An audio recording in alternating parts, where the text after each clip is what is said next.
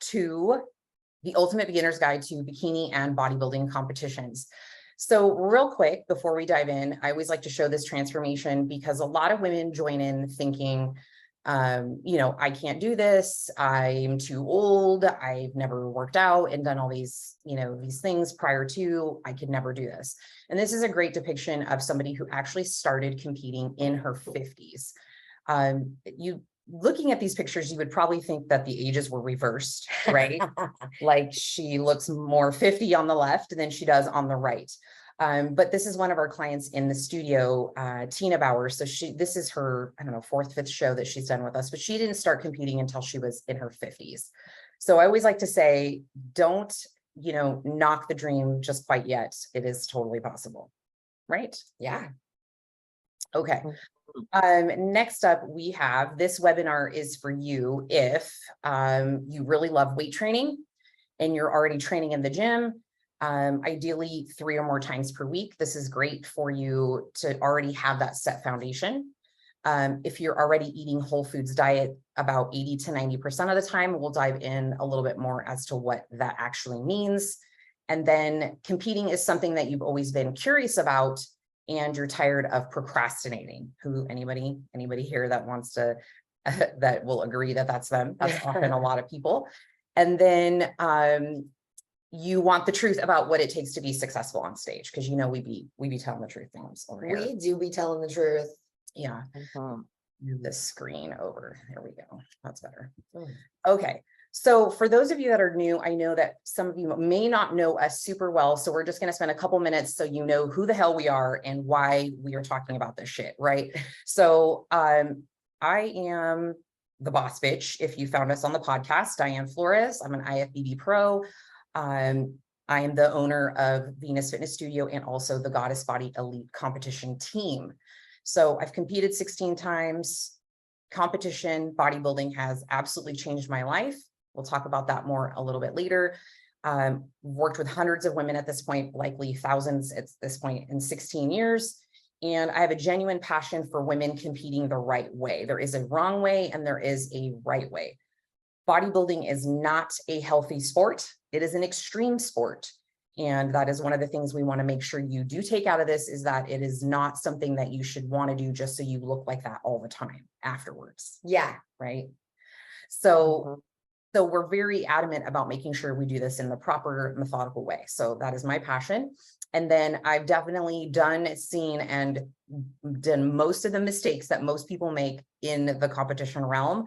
And I really don't want anybody else to repeat those. So that is, again, our mission here. It's a lovely picture of me years ago eating Doritos, cookies, and Portuguese sweetbread. Sometimes I want to hang out with her. Yeah, I know. She was cool. She was a cool bitch.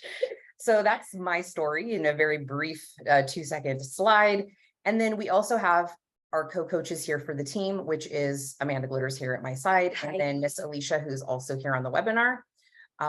Your coaches have done it themselves. So what if I give you guys like a minute to just, give us your synopsis of your before and after and who you are, Coach Glitter. Who is that picture on the left? I don't know. That's you. My question. So, let's go ahead and go into it, you guys. I was 280 pounds when I first started weightlifting. Bodybuilding wasn't ever really in my cards. I never really thought that I would ever do that. I was just more or less, okay, I'm heavy, I'm uncomfortable, I don't feel good, I need to change my life somehow. So what it was is I dove in to a personal trainer. I started learning about health and nutrition. I fell in love with weight training. It was my passion. I turned into a trainer myself.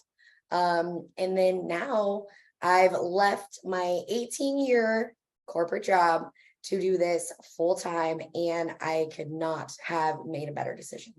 Love that. Yeah. She's a wellness competitor, personal trainer, competition coach, and you can find her on the gram at Amanda Glitters. That's me.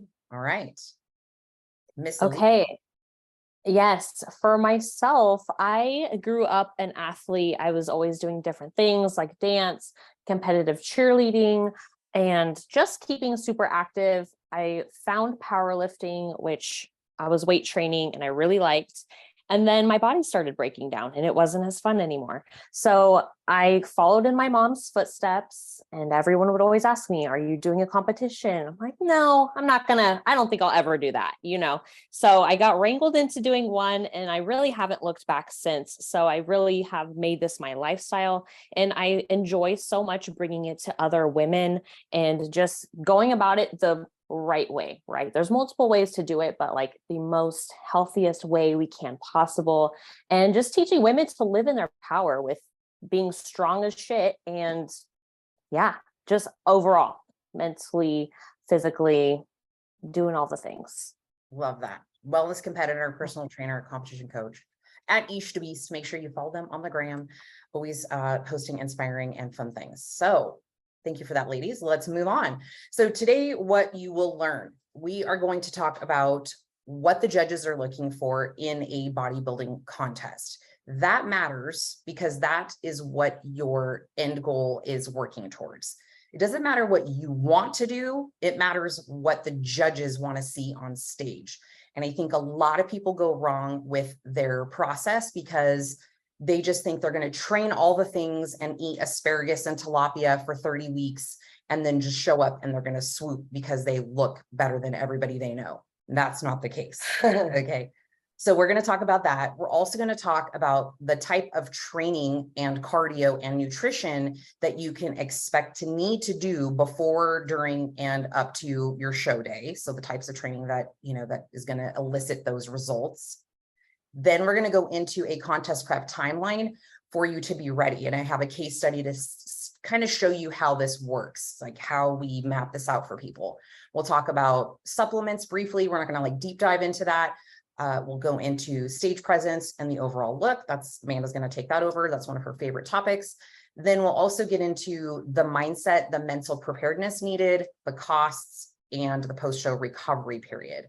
And you'll see women throughout the webinar slides, and this is just a fraction of the ones that we've transformed, but these women have all gone through the process. Okay, so first, we're going to talk about the different divisions that we coach women through and what judges are looking for in each particular division. So, Amanda, Me first? take the stage. Yes. Am I going to go over wellness first? Because that's the one that I like. That's what you want to talk about. Let me do bikini and then we'll dive into wellness. That's So what I on the thought. left, you'll see our client, Erica, not Erica Phillips, Erica, Erica, we got Erica, Kate, and Erica. So there's two Ericas here. So in the bikini on the left, so she is 47 and this was her, I don't know, second or third show, but for bikini, they want to make sure that you have muscularity. Okay, so not to be confused with a skinny contest. And I think a lot of people think, well, I just need to lose a lot of weight and I can do a show. Not true. There needs to be something underneath the body fat that you lose to be able to see muscularity and shape and sculpting and tone, muscle tone. Bikini is like the entry level phase for bodybuilding, right? It's the least muscle needed that you're going to need in all these divisions. And it's usually the easiest one if you're newer to weight training. Okay. Now, it doesn't always mean that you should do bikini, because if you have some other components in line where you maybe played sports or really athletic, you might already have a base of muscle to jump into the other divisions with just some time and training, but that's generally pretty rare. It's generally pretty rare. Very rare. So they want to see symmetry, right? Balance. They want to see a tiny waist, you know, some rounded shoulders. They do not want to see striations, which just means when you can see the muscle fibers pushing through the skin. That's way too lean. So getting to this like perfect balance is a challenge, and you need a trained eye and somebody who has seen it and done it to understand when you've pushed too far or when you're not lean enough. You have to find the Goldilocks spot for all of these divisions. So bikini in a nutshell is primarily like glutes, hamstrings, you know, a little bit of quads without being too overpowering, some shoulders. You don't need a ton of back width or thickness or density, but you want to have a toned, sculpted back. It is covered by your hair, so you don't have to really worry about showcasing that piece of it in the bikini division. All right. Yeah, all that work. Yeah. To cover it up. And wellness. Take the stage. So wellness is similar to bikini, but not quite the same. Wellness is going to be actually the only category that is going to be not symmetrical. You're smaller up at the top, you're bigger on the lower body. So this is why Diane was telling you about how if you were athletic and like in your past life, before you got to the gym and you started weight training, you may carry more muscle on the lower half. And that means you might be able to bypass bikini and go into wellness. This has a lot to do with genetics. It has a lot to do with, you know, what you've done from there to now. And it also has a lot to do with how you train. So you want still a tiny little waist. You want to be able to see your muscles. They still don't want striations. However, it's getting a little bit blurred in the lines there because these girls are getting very, very lean.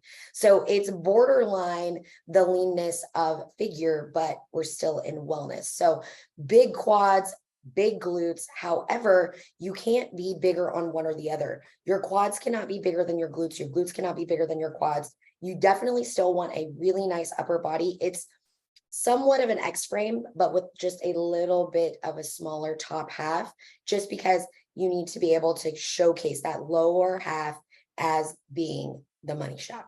Totally. So you'll see our client in the middle, Kate, which I believe she's on this webinar somewhere. So if you can see all the bodies. Hi, Kate. And we can't see her, but if you she's in prep right now. She is in prep right now. She's getting ready for her pro debut. So Kate's in the middle here. This is when she won her pro card. We took her from the very beginning of her bodybuilding journey and several shows later, and she ended up achieving her pro card. So very prestigious thing in bodybuilding. Once you achieve your pro card, was very excited to help her achieve that. So that was super awesome. But you can see her proportions, like Amanda was saying, which Amanda's also in wellness, and so is Alicia. Bigger on the lower half, smaller on the upper half. Okay. Then you move to figure, which is Erica Phillips, who's on the right here. Also a client we took from scratch and got her onto stage for her IFBB pro card as well. So that was also a really great achievement for her. But for the figure division, you're going to notice more muscularity overall. They still want balance. So everything needs to be proportioned. There should not be one body part that looks really off here, right? So this is also some technique in training and making sure that everything is done appropriately. Just because you like to work arms does not mean you should be working arms every day, that kind of a thing. So her training program has to reflect what's needed for her specific physique. So you'll see that they're going to want a little more muscle separation there, definitely leaner than the other two divisions. So this is the trajectory of the entry level bikini division to wellness to figure. Okay. Now we talked about the muscle, like the muscularity needed, conditioning, AKA how lean you get, right? So in bikini, they're not going to want you as lean as they want you for figure. They're wanting you to have some softness still. They don't want to see a lot of separation. They want to make sure that you are appropriately lean and not too shredded or not lean enough. Just the right amount of lines. Yes. That's it. And then number 3, they're looking for balance and symmetry, which we already talked about. So if there's anything overdeveloped, and for a perfect example, I will use Kate in the middle. When she started with me, she had a very, very developed upper body. We weren't sure what division she fit in. So we put her in 2 divisions to kind of see what the judges said. I already knew my heart was set on sending her into wellness because she just definitely had a very overpowering lower body. So now Kate can probably tell you the last time she trained upper body, because I took her off upper body completely. It's been months. So she has not trained her upper body. And I think even in this photo, she was lightly doing, I was like giving her eyes, like, don't dare look at that dumbbell. Okay. So your coach has to have a good eye for like, okay, we do not need to train all the things. And then number 4 on this slide is the overall look, your hair, your makeup, your suit, your tan, which we'll talk about later. Okay, we'll go into detail. So judges are looking at all of this, and this is why it's super important that you nail the look. And then 5th is going to be posing and presentation, which Amanda will cover in another slide. And then just as a reminder, everything has to be considered from top to bottom. So we check off all the boxes when it comes to coaching. I want to just say as well, the judges are doing this and looking at you in 20 seconds or less. Yes. And that is why you have to have it nailed. Nailed. Yes. Mm-hmm. Anything I need to add there, you guys? We good? I think we're It was great. Okay. So I know you're asking, how do we get there? how did these girls get there? What does it take to get there? So we've talked about what the judges are looking for. So let's go into how we get there. We're going to talk about the most important thing first, the most important changing thing first. Okay. Alicia's going to take the wheel here, but diet and supplementation. Yes. So the diet, that is the big portion of your contest prep, right? So your dieting timeline, hopefully your coach has kind of outlined for that. It's really depends on your starting point. What do you look like at your starting point? Everyone's starting point is going to be kind of different. Do you have a little bit more body fat to lose? Is it more of a transformation to get you to this leanest point? Or are you maybe an athlete doing other forms of things? Are you doing CrossFit, powerlifting, where you have a good base of muscle? And maybe we can get you closer and not do as long as a prep. It just really depends on your starting point.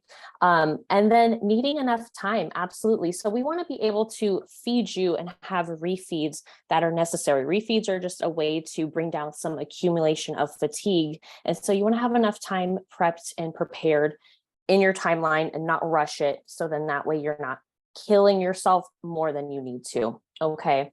Whole foods. So number 2, whole foods, single ingredient foods is what's basically going to be on your meal plan.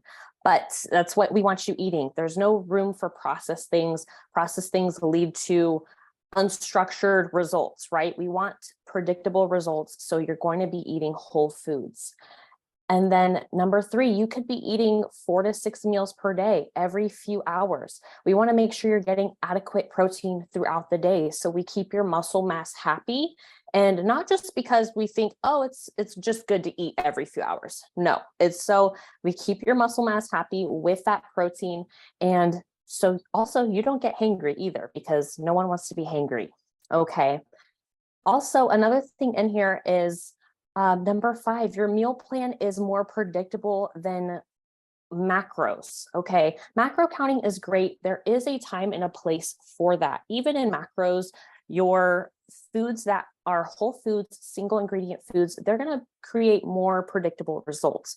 When you start adding in processed things and you're adding in like pastas and Oreos and even the fun foods that are like low calorie and sugar free, those all will build up over time and will lead to like different results. Okay. Single ingredient things are really going to get you somewhere more predictable, especially in a contest prep. Okay. This is a level of leanness that you have never been in your life. It's an extreme sport. So we really have to do extreme things that maybe aren't favorable. Okay. And then things add up. Everything has calories. Pretty much your gums, your mints, seasoning, sauces, your dressings. If it's not on your plan, it doesn't go in your mouth. Okay. There are low calorie sauces, some things you can get away with, but for the most part, we're bare bones here. Okay. And then as for supplements, so there is not really a magic pill. Your diet is going to take root. Like that is the number one thing. Work needs to be done. But also, are you going to be enhanced? Are you going to be natural? There will be competitors on stage, more than likely, no matter what division you're in, that are on PEDs, physique enhancing drugs. That's just the reality. Okay. People are going to do it. So you need to know, are you wanting to go that route or are you not? What's your starting point? And there are risks involved with PEDs, and those are things you need to talk to your coach with and be informed and do your own research. Okay. Don't just take someone's word for it. So yes, but supplements as a whole, there are some baselines for health, muscle buildings, and just to make sure you're getting all of those micronutrients that maybe you're not getting through food because your diet and calories are so low. Yes. Anything you guys want to add? I want to add, like, people probably don't necessarily know what PEDs are, even physique enhancing drugs. So the word on the street is steroids. Yes, steroids. Yeah, just saying. Yeah. And that's the reality of it. And we did get some questions in the Q&A stuff about that. Now, this isn't something that everybody does, or we recommend you do, or we pressure you to do. It's the reality of bodybuilding. in the NPC, which is the federation that most people compete in bodybuilding, it's not a drug tested sport. So in any extreme sport that is not drug tested, people are going to break the rules. They want to be the best. Yes. And so that is something that is possible. That is something that I have a discussion with every single client on their initial onboarding. Actually, all of us do. And we say, if this is something you're interested in, let me know and I can guide you in the right direction. You should not be getting your drugs from some dude that like is at the gym. So the biggest dude at the gym. Okay. He's probably making that shit in his basement. So we have clinics that we work with because they have protocols for this, where they will take special blood work. They'll make sure you do it the healthy way. They have a compounding pharmacy and everything is done appropriately for you specific, instead of you just taking some random cocktail of stuff from some rando. So yeah, this is all based on blood work. And I feel like I don't know any competitor that has not got their labs drawn. We really stress that. And Yeah. I didn't put that in the actual costs, which we'll talk about in a few slides, but that is also something that we highly recommend. It is not mandatory. If I have clients that do PEDs, absolutely it's mandatory. That is something that I'm like, I am not messing with your health in that way. It's not worth a plastic trophy. So so we do have that discussion. So we're not going to like beat that down too much, but that is something that is possible and we do cover with our clients. One thing I do want to mention on the diet piece of it is your social life has to be considered, and we'll talk about that as well in another slide, but I want to mention that because in social settings, food, snacks, and things like that, and there is no room for alcohol in a contest prep diet. No. So in the off season, you can wiggle that in, and, you know, and even like I'm a looser coach. Most of my coaches were absolutely not. Like, you should not have not a single solitary drop of alcohol in the off season. But when you are in a prep scenario, when your coach is like, all right, we're in prep 30 weeks out, you're dry for that 30 weeks. So that is also something you have to strongly consider, because your social life is going to be affected. Yeah, I've only gone non-alcoholic a few times. Dry. Yeah, I was gonna say dry, but non-alcoholic a few times in my life, and most of the time I'm in prep. Yes. So if I tell you I'm not drinking, it's probably because I'm in prep. Yeah. So we're going to move on to the next slide. But if at any time, like one of these slides, you're like, well, what about this? Plug it in the chat box. We'll revisit that. So yeah, we'll go over that at the end. So let's move on to the next slide, which is training and cardio. Everybody's favorite. All right, we should dive in. Okay, so this another huge aspect, right? Because you're gonna be expected to be in the gym maybe a few hours a day. What's that gonna look like? So the type of style we're training is weight training, specifically hypertrophy training, which quite literally means you're trying to grow your muscles. Okay, so you're gonna be in a commercial gym with probably machines, with free weights and dumbbells and things like that. 4 to 6 times a week, at probably more likely 5 to 6 times per week, about 1 hour just for your weight training. Okay. And progressive overload, that's how we train. We want to progress and really progress every single session. So that means you're either increasing your weights each time, increasing your reps, or a little bit of both. Every time you're in the gym, you're just trying to beat yourself in there. What you don't see is that you are not going to be taking group type classes. Okay. This isn't going to get us to those results. Our weight training, that is what's going to build the muscle, keep the muscle on, and that is the overall look we're going for. Okay.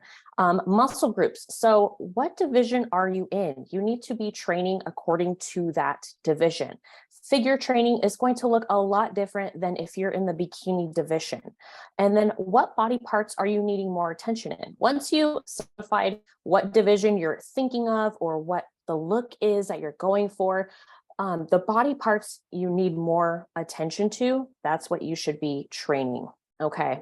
And then cardio. This is not your magic pill. The diet is where the magic happens. Okay. The cardio is an aid. It's going to get you very far, but you cannot out train a shitty diet. If you're not following your meal plan, it's going to be written all over your body. Okay. For So sure. the cardio you're expected to do is more than likely stair mill. That's going to get you probably the best results. The treadmill, the spin bike, it all really depends on how long you're doing cardio, but you can expect at least 30 minutes to maybe an hour for one session of cardio. And then toward the tail ends of prep, a lot of people may need 2 days of cardio. So you might be in the gym one thing in the morning doing your weight training cardio, you're back in the PMs doing more cardio because, hey, this is an extreme sport. You need to get lean. Okay. The things you won't really see, like again, group style classes, we're not doing Zumba, maybe a spin class, right? So you get that intensity.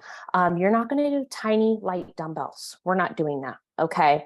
We're not going to put you on 5 days of cardio right out the gate or 6 days of cardio for 45 minutes. We want to increase your cardio gradually because if we start you at 6 days of cardio, where are we going to go from there? We can only go so far up with the cardio to get more energy expenditure to produce the look we're going for. So we want to start out as low as we can, still get an effect and increase cardio as we go, as your body kind of gets used to it. Okay. We also don't really want to do running unless you really enjoy running and that's something you really want to do. We can kind of make exceptions for that.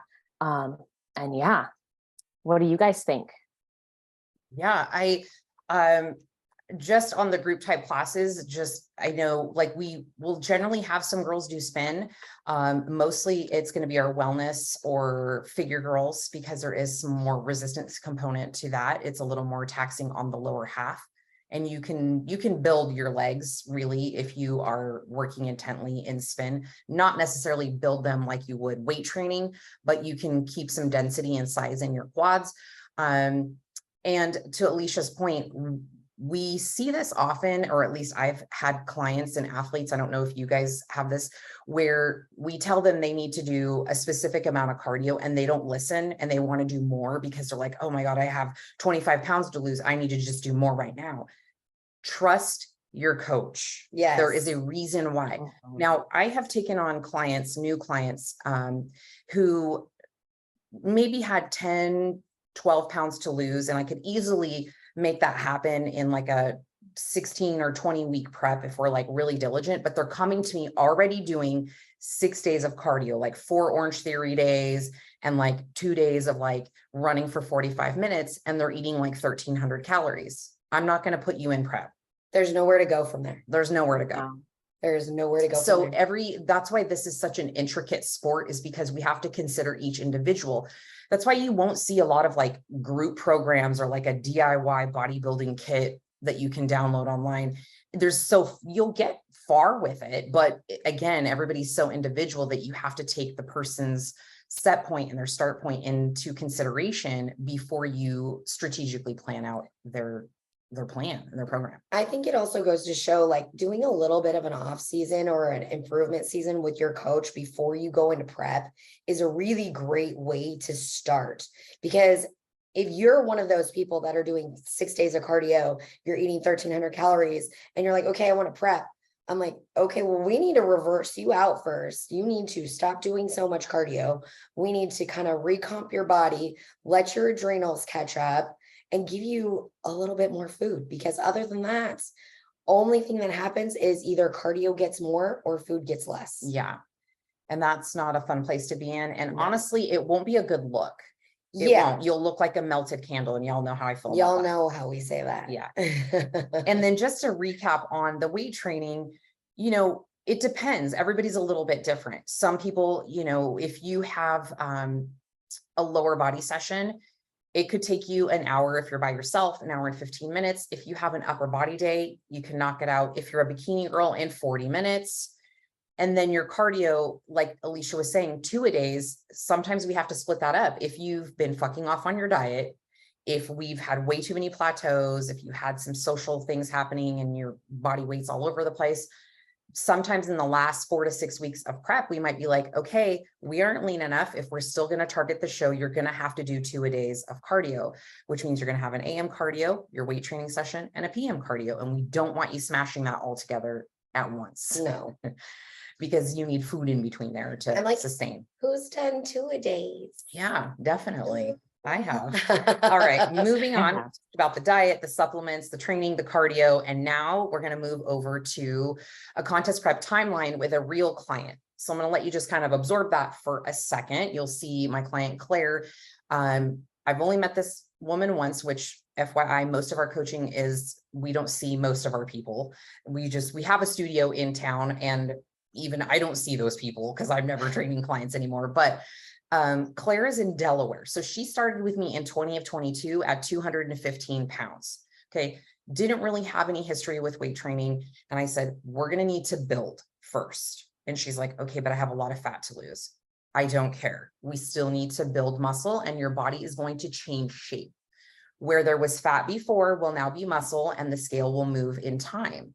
And so we took an hour, I wish, snap the fingers.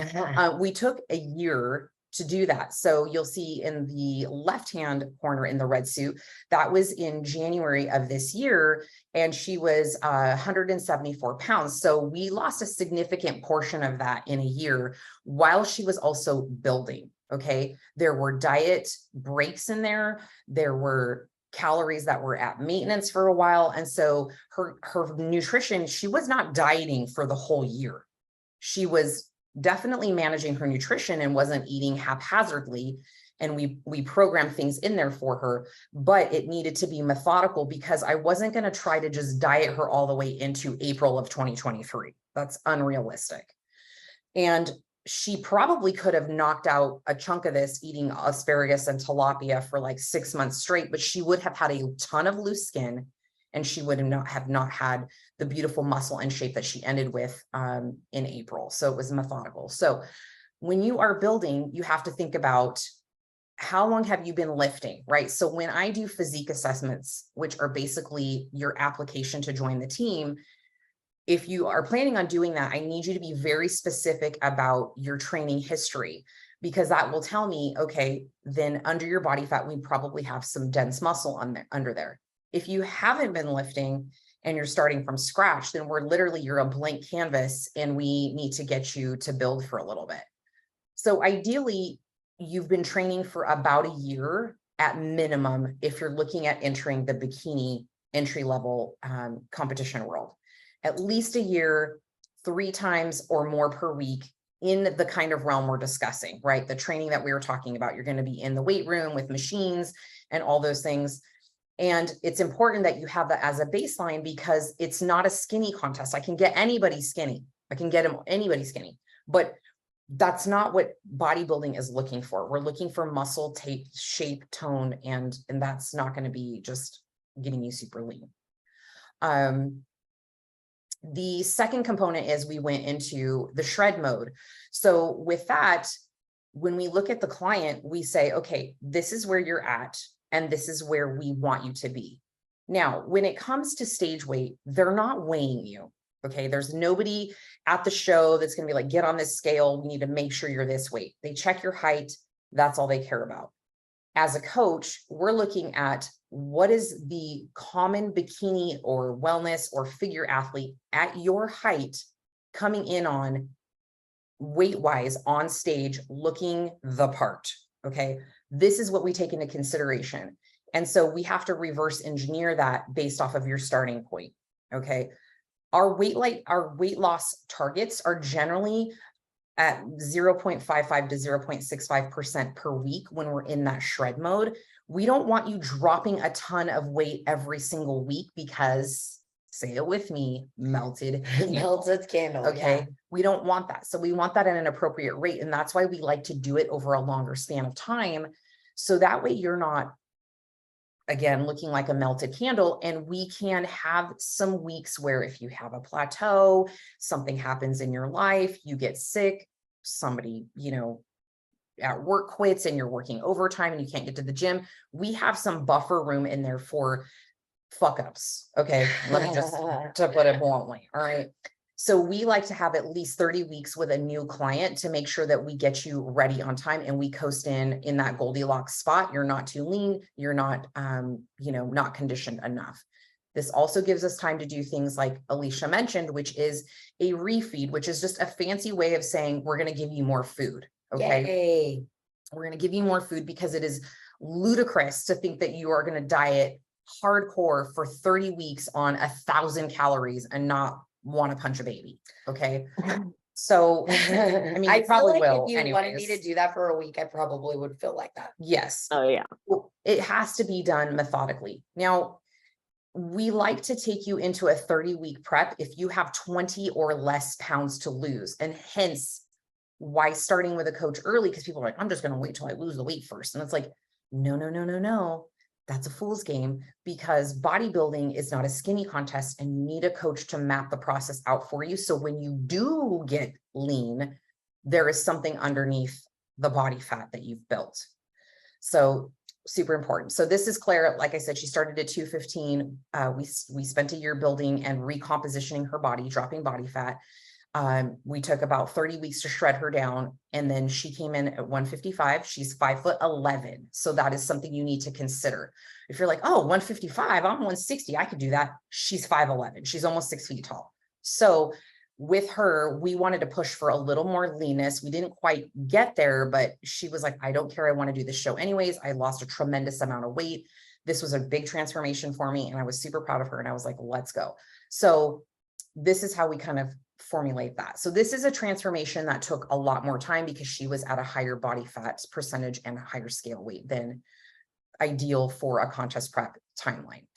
Yeah, I feel like we talked about this just a teeny bit earlier, where it was like, you want to weigh as much as you can, but look as lean as you can at the same time. Yes. And that also goes to show, I know this is like beginner's guide, but that is going to tell you, like, if you've been building muscle, say you're not a competitor yet and you've been building muscle, but you're still trying to weigh what you weighed in high school, that's wrong. No. Yeah. Okay. We ain't doing that, sister. None of that. Okay. You want to have more muscle on you, have more tone, and then also be able to lose the fat so you can look as lean as you can at your heaviest but leanest weight. Yes. And to that point, with it being not a weight contest or a skinny contest, we've had athletes on stage at 97 pounds, which I'm going to show you. There's a slide at the end with one of our athletes this weekend, 97 pounds. And we've had clients on stage at 160, again, depending on how much muscle they had, how tall they are. So it varies. So it's very person specific, body composition specific, and division specific. All right, next slide. We are going to talk about also one of the most important parts, which is mental and emotional preparation.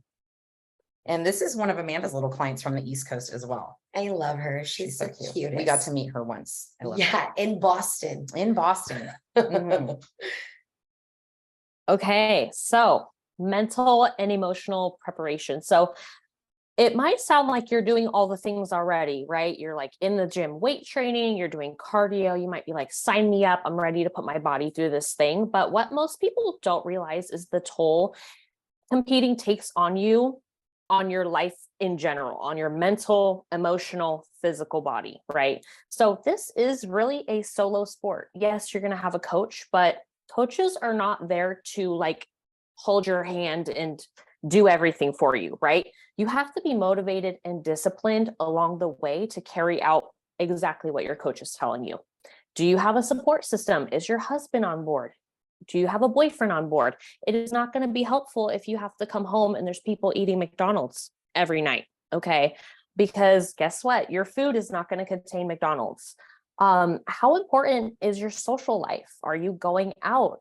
Do you have a super social family? Are they going to understand? Are they going to support you through this time where maybe you're bringing Tupperware to your family events? Is life really crazy for you right now? Did you recently have a death in the family? Like, life still happens as you prep and it still goes on. Okay. It takes some preparation. Life always throws curveballs, but it's like, you really have to be in check with yourself and know, like, this is a very big commitment. How much time do you have for yourself? Do you have enough time to dedicate to the gym? You will doubt yourself and you will want to quit. You will look in the mirror and it will be like a fun house mirror. You could have lost 10 pounds, you could have lost 50 pounds, and you will be like, I don't look like I have any muscle at all. And 2 months down the road, maybe after your show, you'll look back at those pictures and be like, what was I talking about? I looked incredible. So you will look in the mirror. It will be a fun house mirror, but everyone goes through that imposter syndrome of like, can I do this? Who do I think I am? Who is she? I don't know. And you will go through those phases. Everyone does. I'm sure professional athletes, just as everyone else, you know. Are you local to your coach? Do you have an online coach? That's kind of what we do, you know, as well as your coach. Most people are going to be online nowadays. That's just kind of the reality. And then do you have accountability in place? Can you keep yourself accountable? Can your significant other keep yourself accountable? And just planning your life kind of around this, because it's going to take at least 6 months to be dedicated to this sport. And if it's a one-time thing, that's great and fun, awesome. But as you can kind of see, there's a timeline for this. And the best time to start is like as soon as you want to hit the stage, because it's so much more than just hitting the stage and getting ready for this one day, right? It's a whole ass journey, commitment, investment. And it's a lot in your health, in your family, in your life. So it's not just like, oh, let's go to the gym a few hours and eat on a meal plan and everything. It's like your whole family and your whole support system is with you along this journey. Whether they're doing it with you or not. Yeah. Not to scare anyone away, but Typically, No, we were here to deliver the truth, you know? typically not doing it with you. Okay. My husband has no Desire. inkling, nothing of wanting to eat like me, go to the gym like me, none of that. And that's not for me to be mad at him about that. You know, Right. it's my choice to compete and I need to hold my own shit. For sure.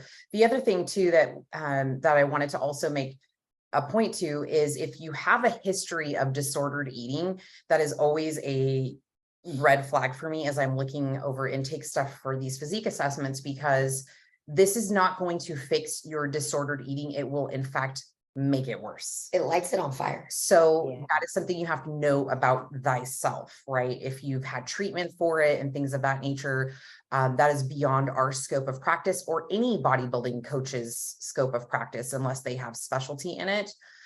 We do have resources for our clients to refer them out if they start to stumble upon this or they feel that this starts coming up for them. Lots and lots of resources for that. But that is something I also wanted to say. And another thing too, is if you're on a team, right, we're the Goddess Body Elite team, right? Sounds great, sounds fancy. Like we just all hang out, work out together, we meal prep together, we do all the things. That ain't how it be. We're all adults. We all have busy lives. And we're a team in that this is what we do. We produce these amazing, you know, results. And, you know, sometimes we'll do little webinars together. We also have stuff at the studio sometimes, but most of our clients are across the US. And if you work with an online coach, that's likely going to be the case. So just know that you have to be self-motivated and driven and disciplined to be able to execute the plan that your coach sets in front of you every week. Yeah. I mean, with that being said, like, how hard is it for you to just like see your friends once a week? Yes. How are you going to see your teammates and work out with your teammates and do cardio with your teammates? Now, yes, you could probably like make that happen a little bit, but even the coordination in prep, chaos. it's exhausting. Yeah. So you have to, you know, if you don't have teammates local to you, it's a great idea to find an accountability person to either train with you or do cardio with you, but one that isn't going to be like, can we just skip and go get chips and salsa? I feel attacked. I feel attacked right now. Okay, next slide. All right, Miss Amanda. So this is Alicia's client, Miss Cynthia, who just competed this past weekend. So that was also fun, 52-year-old. Beauty patootie. Yes. So this is can we just be like how when she saw her makeup done, she was like, I don't know who this is. She's like, I'm a bad bitch. Yes, she was. Yes, she was. Oh. All right. So presentation and stage presence. So if you are taking 6 months to train your body to look this good and you don't know how to show it off, you've wasted your time. Time waster. Okay. So posing for each division is going to be different. The sooner you start, the better. I have a little Chiquita that I post today. She is not even thinking about competing until next year, but we're already posing. We're already posing and she's already picked it up really great. And that just means the longer she practices, the better she's going to get. And as her body changes, we're going to be able to make those little tweaks and whatnot to make it look amazing. So bodybuilding, competing, getting on stage, it's a muscly beauty pageant, which I love because I love getting dressed up. I wear all the jewelry, the hair, the makeup, all of that, especially after you've kind of felt like a little bit of a sewer rat for about 3 months. Okay. Yes, because you are like sweaty and in gross workout clothes 99% of your life. When you're We barely wash our hair twice a week as it is. yes. Wait till we get in prep. Okay. So you get to bring your inner badass out. You get to like pick all your jewelry and all of that, which is great. And then your suit, my favorite part. Okay. This is the one where you put it on and you're like, yes, you get to pick your color, pick your beads. Debating on if your coach says it's okay. She will not let me get a white suit. Yes. Still dying of black. Okay. So suit cuts vary. Everything is going to be different.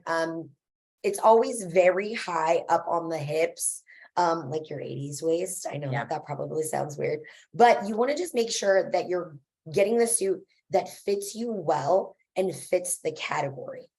If you are doing wellness and figure, you're going to need 2 different suits.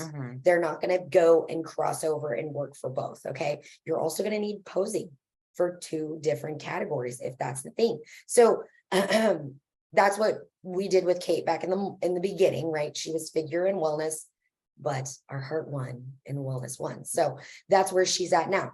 Next thing, number 4 is going to be jewelry, makeup, hair, nails. All need to be cohesive for the look. Okay. They need to kind of go together. So say you've got, I know I get really nitty gritty with this because this is probably not something that anybody cares about. Have you seen the jewels?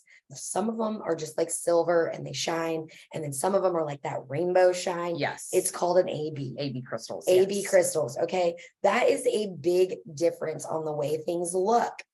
So for me, I'm like, so anal about it. If I got AB crystals on my suit, I got AB crystals on my shoes, and I've got AB crystals in my ears, on my wrist, all of that. Okay. Nails, they need to not be out of this world. That you don't want them to be distracting. And then your makeup. So everybody's a little bit different. Myself, I don't prefer color on the eyes, like pink, blues, Orange, pink. Purple. Yeah. Not my preference. Best preference I love is a glitter eyelid, a little bit of a smoke. It could be a little bit of like a pinky color, maybe a brown, smoky, like right over the lid.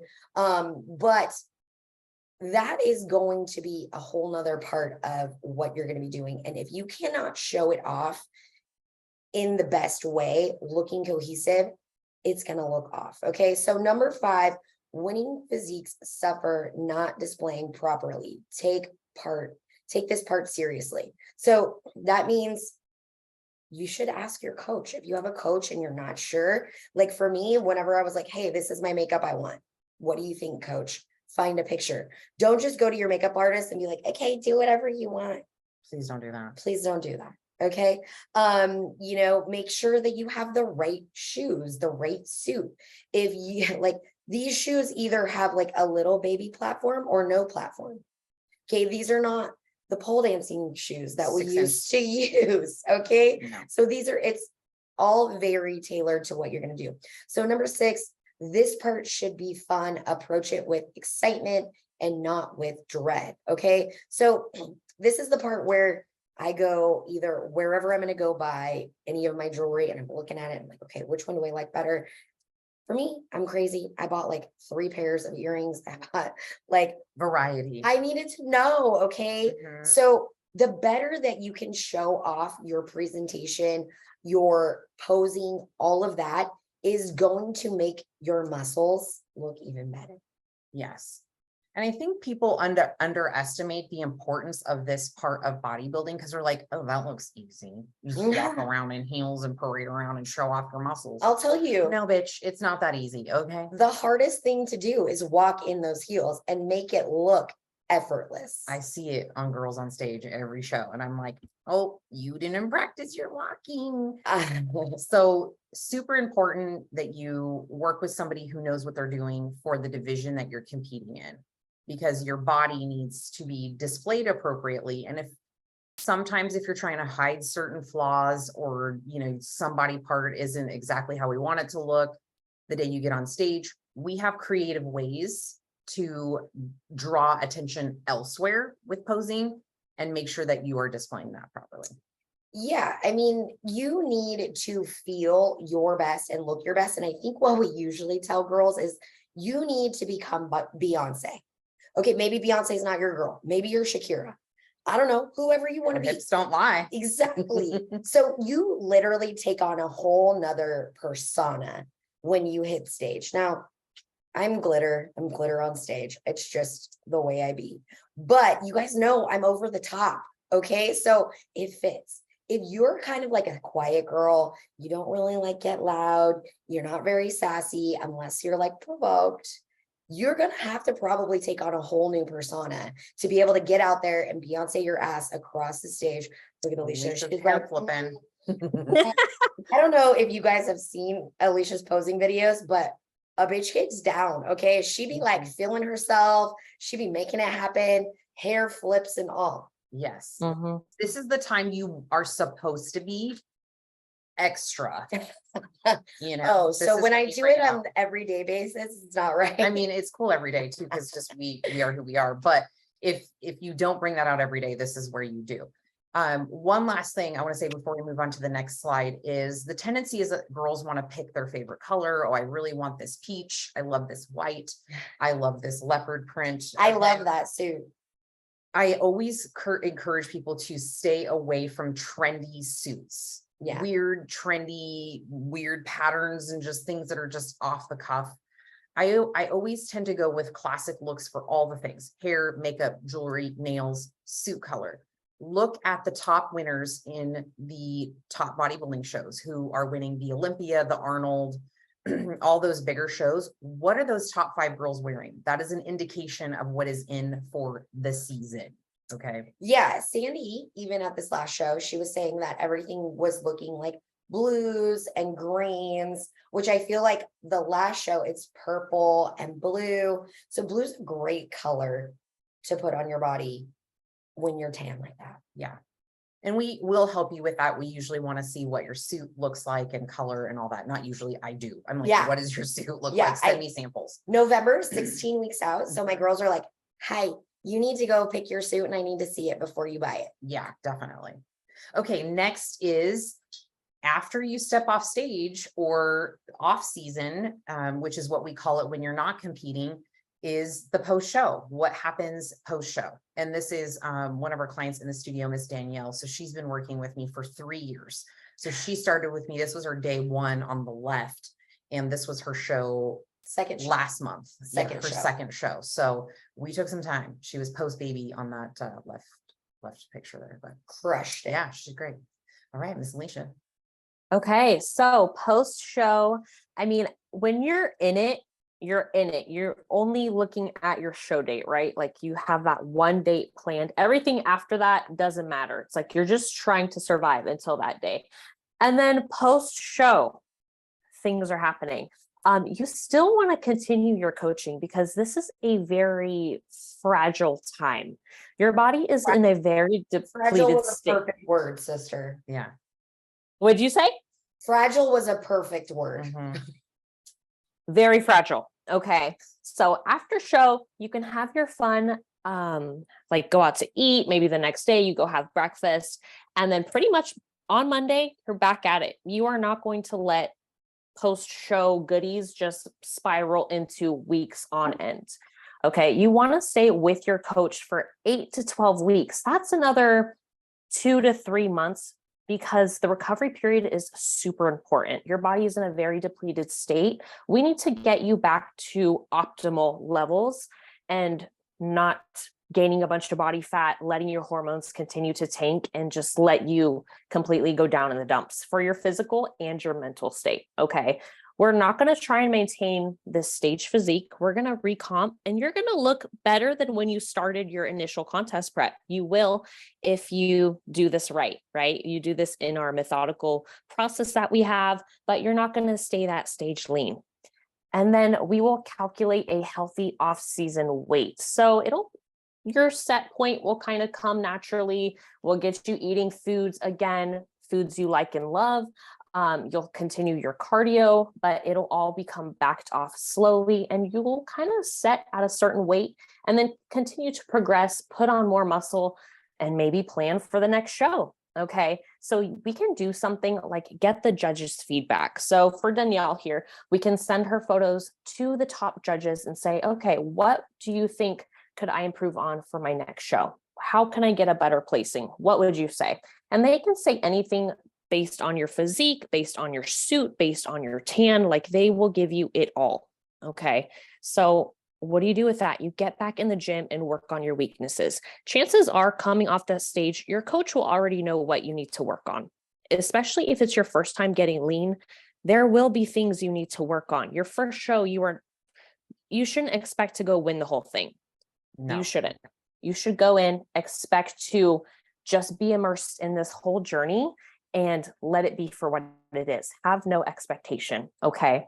And then bodybuilding is a forever moving target. It is ever evolving. If you see how the girls looked 5 years ago compared to now, it is completely different as people come into the sport and they have stayed with it for years on end, and you will only get better with time. So maybe your first show, that is not your end all be all. If you want to compete next year, you will look better. If you continue to do all the right things, continue to lift weights, you'll build muscle and even better your next time. Love that. And one thing I also want to mention too is don't procrastinate doing this, whether you coach with us or not. Okay. Don't procrastinate doing this, because I see this time and time again where women are like, no, I'm just going to keep lifting because I don't think I'm going to be ready. I don't think I have enough muscle. I need, I see what these girls like. I want to keep. Everybody has to do their first show. Everybody. And the girls that look the way they do now didn't look like they did their first show. They did not look like that. It is very, very rare unless you have genetic phenoms. So you have to keep that in mind. Everybody has to do their first show. So it's like, quit procrastinating that shit. And then lastly, I just want to impress upon the most important bullet on this slide, which is we are not trying to maintain this stage physique. Okay, this is not realistic for you to maintain this look all year round. We've all tried that shit. Okay, it's not realistic. It's realistic for a very tiny population that is already naturally lean. And you know those people. You went to school with those people. Maybe you are that person. You're what we call a carby Barbie. Carby Barbie. And you can eat all the food and you can maintain that. But again, it is not normal. Yeah, I mean, okay, so along those lines, right? You have to do a lot of things to get that lean. Are you willing to continue to do those things for the rest of your life? No. I'm not. Okay. Next slide. This was very clever, Miss Alicia. Like this she added some animation for me. So how much does this cost? Okay. So we've talked about the how, right? A loose outline of like what you are expected of in all the things to get you on stage. Now, cost is huge. Budget, investment, we're going to go over that. Now, these are loose guesstimates. We're probably forgetting something, but this is a very expensive hobby, right? It is a hobby. It is a hobby, but it's also improving your health. And while the bodybuilding piece of it, yes, is the extreme piece, the journey we want you to take away from that is all of the skills and the tools and the habits and all the things that aren't as extreme that are going to keep you in a leaner, stronger, more muscular body, if that's what you like, right? So again, it's an investment in your health. Okay. So real quick on the photo, this is my 97-pound client, Miss Anna Canizaro. So she's 51. She just competed this past weekend. This was her first show. She's been training with us at the studio for, I don't know, a year, 2 years, maybe. Yeah. She started with me in January 2022. This picture on the left was her first check-in photo. And we got her on stage in July of 2023. So this was just last weekend.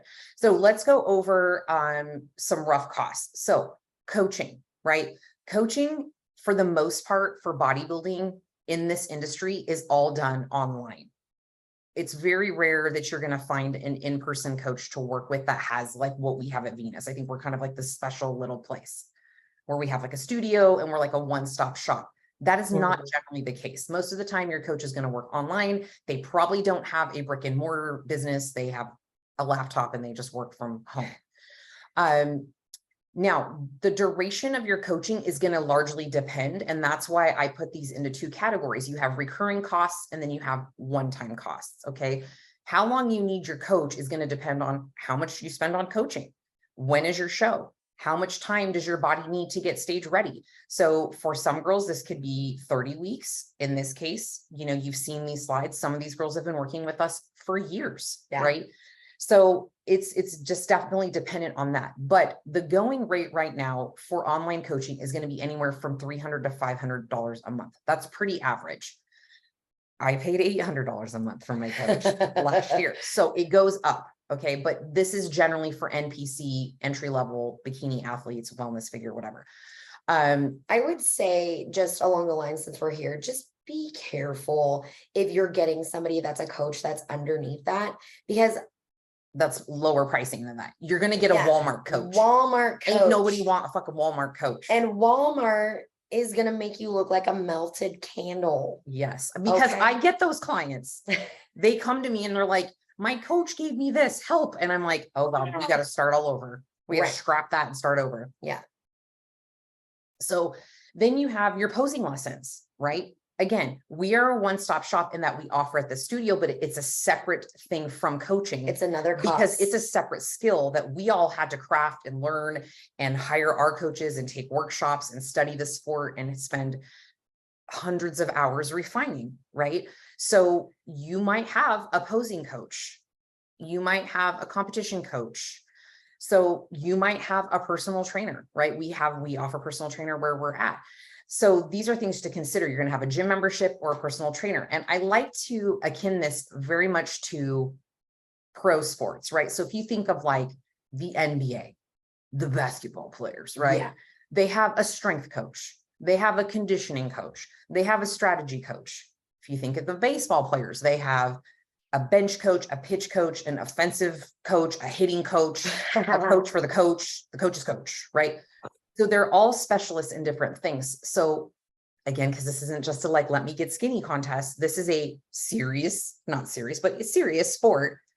It makes sense that you would have specialists in all these areas. So you are stepping on stage, the best version of you for that. I think there's one thing you forgot. Oh, tell me. Body work. I didn't put that in. Oh, I was going to put that in. Those are extras. Oh, God. Those are extras. So as you take your body through this journey, you're likely going to need some body work. I mean, I was getting body work done every single week when I was getting my pro card, when I was training to compete for my pro card. I feel like you were going twice. There's sometimes I was going to the chiropractor. I had somebody for scraping and cupping. I had a deep tissue massage. I did acupuncture. I did all the things because your body is the product. And when you're training, you know, it's just like when you run your car down, right? You need to change the oil, you got to change the brakes, like your body's no different. And in competition, that's something you have to also consider. So supplements as well. We usually have our clients on a base level of supplements for health reasons. If you do physique enhancing drugs, AKA steroids, that's a whole nother conversation of hundreds and hundreds of dollars, which I wasn't about to outline here because it's not something that we're like pushing people to do. But that is a consideration. And then you have your one-time costs. Suits can be anywhere from $200 to $800 more. Heels, you see the ranges here, jewelry, registration. Registration for a show depends on how many classes you compete in, right? So there's different little categories you compete in, like Anna here. So Anna competed, since she's 50, she competed in the 50 and over class. She competed in the 45 and over class, and then she competed in the true novice, which is like beginner class. Okay. Never So competed. each of those divisions was 160. So she had to pay that for each. Then you have your NPC card, which is like your driver's license to compete in the NPC. If you want stage photos, that's an extra cost. Hotel expenses, if you have to travel to a show, hair, makeup, tan, those all run around 150 each. And then nails, toes, those kinds of things. Now, what are your thoughts on budgeting for these things?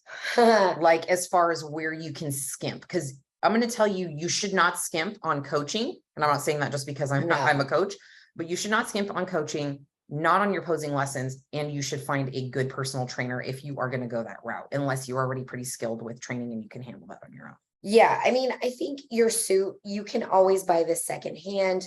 We just want to make sure that it fits you well. The heels, you can go on Amazon, you can get a pair for like $40. Totally fine. These two things you can reuse if you compete again. Jewelry, online, Amazon, you can get some cheap shit. If you're really wanting to get real cheap, you can get on Shein and you can buy some shit there. Okay, but other than that, everything else, I would not skimp on your hair. I would not skimp on your makeup, especially if it's your first show. Now, I've done my hair and I've done my makeup before, but it's scary. Okay. You have a lot of like anxiety, excitement, all kinds of things when you're going through that. And you just want to make sure that whenever you are ready to get on stage, you're like, oh, my eyelash isn't falling off, or my lips are wrong, or your face is a different color than your body, because the tan is going to be real dark. Real dark. Yes. Yes, she is. The darker. I did. Yes. I did my makeup for my first 2 shows. And that was stressful because you're waking up, you're taking photos for your coach, and you're like, I gotta eat, and then I gotta do my makeup, and hopefully I don't fuck it up. It's too much. It's a lot. It's a lot. And I did your hair, I think, for 2 shows. Or You did do my hair. Yes. So yeah, so there are ways that you can budget and cut costs. And like, if you're super, like I had one athlete one year, she bought just a plain suit. I want to say like on eBay or something like that. And she was a Martha Stewart. She bedazzled the shit out of that thing. And I was like, you get it, girl. If you got time to do that, by all means, go for it. And it ended up turning out really well. So I think one thing to say about hair too is typically if you have short hair, this is not for everybody. Some people wear short hair on the stage, but it's always very glam to get some extensions. If you can get a pair that matches your hair, you can get a cheaper pair of just clip-ins or a halo off of Amazon, not spending, thousands of dollars for the real shit that they put in your hair that takes like so long. So like Anna here in this photo, she had just like a little clip-in thing that she put in for her little red hair extensions, and it looked lovely. Yeah. All right. Didn't we want to add anything here? No. Okay. We are almost done, friends. Thank you for hanging in. Okay. So we talked about all the things. We are in the middle of open enrollment for competition coaching. And it's going to be open until July the 28th. So for the next couple of weeks, we're going to be taking some applications by way of physique assessment. So I'm just going to give you that information here, and then we're going to launch into the Q&A right in just a second. We have limited space. This is not a scarcity tactic. We are pretty limited on space. So the reason why we do the application process is because we want to make sure that we're not just taking everybody. We're not Walmart coaching. It's not a volume game for us. It's quality over quantity. So when you apply with a physique assessment, essentially what you're doing is you are sending in your current progress photos in a 2-piece suit. Please do not wear shorts. I will come for you. Okay, so a 2-piece suit, so we can assess your physique, right? It's just for my eyes. I'm the one doing the physique assessments. The more detail that you put on this form, if you're interested in applying, the better for me, because I dissect that thing. And then once I get that, I send you back a personalized video that's generally about 15 minutes. These guys have to listen to them every time because sometimes they get clients from that. But it's very detailed. It's like, here's where you are. this is where you want to be. This is the division I suggest, and this is probably how long it's going to take. And if you're not a good fit for the team, I will have other suggestions and things for you to consider working on besides diving into competition prep, because it's not for everybody. And I will be very honest with you in a kind way. You'll get my video with a timeline. That's yours to keep, and it goes over everything. If you decide you want to sign up for coaching, your coach is going to get that video. They're going to want to get on a call with you. Your coach either being Glitter, I'm probably only taking 2 people if I'm being honest. But either Amanda or Alicia will get on a Zoom call with you so they can see you face to face. They'll talk you through it, go over the strategy, get to know you, and then they'll get on to creating your plan. They are going to want to know, like, what's realistic for you as far as training. How many days a week are you going to be able to work out? Like, do you work 14 hours? Are you going to need 6 meals? Are you going to need 4 meals? Like, what's realistic? So all these things are person specific. Okay. Then once you get off your Zoom, they're going to devise that plan for you. You're going to get your training plan. You're going to know what cardio you're doing. You're going to know what you're eating, whether that's a meal plan or you start with macros, what your goals are. Every single week, you will be checking in with your coach. Your coach will send you a talking head video every single week, going over your previous week's progress and saying, like, okay, we nailed this. We didn't do that. This is what we're working on. This is your homework. These are your marching orders. This is your goal for next week. That could be a scale goal. That could be whatever. We'll tell you how many steps. We'll tell you how many fucking breaths you can take in there. Okay. Am I missing anything there, ladies? No. Yeah, it's pretty straightforward. Okay. It's like, here's your plan. Yes. Now go. And they're not cookie Do cutter. it. That's why this is so intensive of a process. I'm going to paste the physique assessment link here in the box if anybody's interested, but we're going to move on to the Q&A. Oh, yay. Q&A. All right. So let's look in the chat box real quick here if there was anything we did not cover. Time commitment, we talked about that. Yes. So Michelle asks, time commitment, is it possible to train independently if getting to Modesto isn't possible more than 1 to 2 times a week? Yes. We have lots of competitors, obviously, across the country that train by themselves all the time. Yes, exactly. So if you are comfortable in a weight room setting and getting into the gym already on your own doing weights, then most of our clients across the world at this point, you've got someone in the UK. I do. I think you have one in Canada. So they are, either hiring a personal trainer in their location or they're executing on their own. Okay. Yeah. If you are local to us though, and you are able to get into the studio, please do that because we love to see you. The vibes in the studio are great. Plus we can show you how we train and how we want you to train, which is important. Very important. So that's another thing that we didn't talk about. I was just about to say that. We ask for training videos. So if you're not comfortable videoing yourself in the gym, start now because we're going to be asking. Yes. And it doesn't have to be some elaborate setup with a tripod and a ring light. No. Like just prop your phone up against your shaker cup. We want to see how you're doing your hip thrusts. We want to see how you're doing your squats on the Smith machine, those types of things. And we will ask that of you likely for a while in the beginning until we feel like you have our blessing to just be training on your own. Mm-hmm. Let's see. Ruby asks, my friend competed and did macros her whole prep. Any reason for macros specifically for prep? Some coaches will give you the autonomy of that. Most coaches that are coaching higher level athletes will not. The reason for that is because if you are like throwing things into your MyFitnessPal, you have macros and we're real close to show, or even if we're real far out and you're like, I don't know why my scale didn't move. Well, maybe because some of the process things that you're putting into your MyFitnessPal, that is, if it fits my macros, is not serving you. It could be making some sort of science project in your body and then you're bloated, even if you don't feel it. Maybe you're shitting your pants. I don't know, whatever. Maybe the sugar is more, I was just doing some deep dive into some nut butters and there was like a caramel nut butter, had 10 more carbs in it than the regular nut butter. Yes. So this is how nitty gritty we're getting with the foods, with your meal plan on this. Yeah. And I've had people trying to swap out Pop-Tarts and shit for food on their meal plan. And here's the thing. Okay. When you are, let's say, eating in prep 1200 calories, which is entirely possible, right? 1200 calories, and you want to have a 400 calorie Pop-Tart. How full do you think that's going to leave you after you eat 1 out of 2 Pop-Tarts? It's not.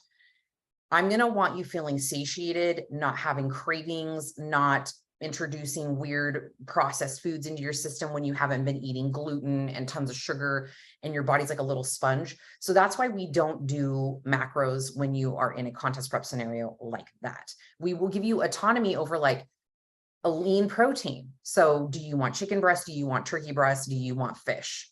I don't care. Choose one of those, go, right? Things like that. But other than that, everything is mapped out for you. Somebody asks, do you always drop creatine peak week? I do, just as a safeguard, just because it does pull water into the GI sometimes. And honestly, you're not going to be building muscle peak week. You're not going to be like withering away without having creatine for 1 week. So I pull anything that's not necessary for you. If you like, unless you have like a thyroid medicine or something you have to take prescribed by your doctor, we pull most of that out during peak week. And for those of you like, what's peak week? That's the week before show, when we just try to keep everything very consistent. Chill out. That's that week. Somebody says, what do you do when you have an eating problem one day? And why did I gain 10 pounds from one day of eating crappy? Well, that's going to range into a whole lot of things. You know, maybe you have a gluten intolerance. Maybe you ate a shitload of calories. Maybe you haven't taken a poop yet. It could be everything. Your body doesn't have enough water. You're probably dehydrated. So it's going to be all kinds of things. And in reality, I can swing on the scale like nobody's business. Totally. I can swing on the scale. So the thing too, with that being said, if you're on your game the next day and a few more days, most of that bloat is going to come down. Mm-hmm. So that doesn't mean go ahead and swing 10 pounds on the scale. That just means like, oh shit, I fucked up. Let me dial it back in and try not to do that again. Yes. If you're in a contest prep scenario and I'm coaching you, I might say this may have set us back and we might not be able to do the show. Correct. Let's see how the next week or 2 goes. Check in with me in 4 days. Let's see what your scale's doing. Let's get some of that off, get right back on track. So that's always something to think about. Perla says, I want to compete, but I don't want to take steroids. I also don't want to be at a disadvantage. Are there leagues where you can compete naturally? Yes, there are several. OCB, I think, is one. Yes, natural. These are natural shows. They tend to be smaller shows. They test typically. Yes, they will test you, and you can expect that you're either going to do a polygraph, a urine test, or a blood test. Yeah. So those are options. We have girls and athletes that do compete in these divisions. It's not necessarily something we specialize in, but the method is still the same.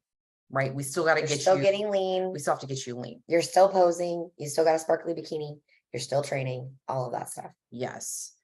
Let's see. Somebody asked, we talked about support system. I just had my ACL completely replaced via my own quad autograft. Do I still have a future competing? It just depends on how when you can get back into the gym. It depends on that. It depends on what division you want to compete in. If you're wanting to do, something like wellness, that might take a little bit longer, or figures. So it's not impossible. We've had people with all kinds of injuries and surgeries and things like that that have competed. So let's see. Oh, that was already asked. How early do you purchase your suit, and how do you guess the weight loss for a suit? That's actually a really good question. You want to purchase it about 16, 20 weeks out. You are not going to be close to your stage weight then. They know that, right? Yeah. They will generally say, what does your coach think you're going to be weighing on stage? They will generally ask you that. You should know that. We will tell you that what we're projecting your stage weight to be. That way you can let them know. If you order from somebody online, they will usually want you to send the suit back with your measurements so they can tailor it appropriately.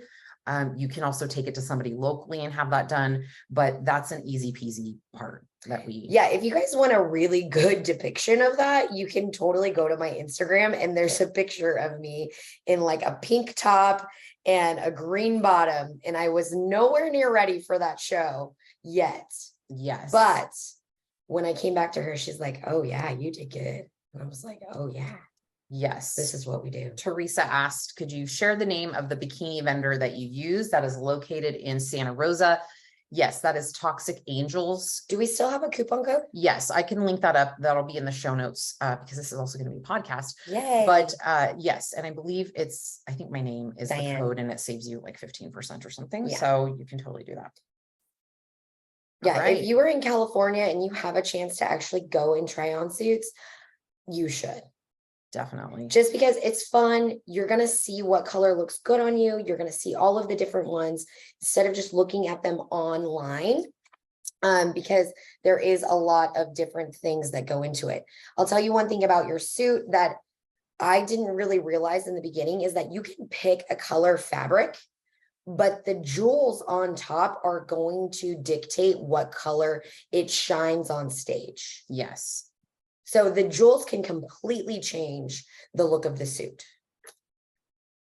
Love that. Yeah. All right, you guys. Well, I think we covered all the things.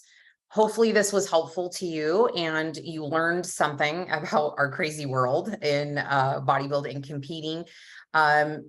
Obviously, you know where to find us on socials. If you have any lingering questions, you want to hop on a call, any of that fun stuff, just reach out and let us know. Visit that physique assessment if you're curious, and we'll see you on the next one. Yay. Bye. Thank you. Have a good evening.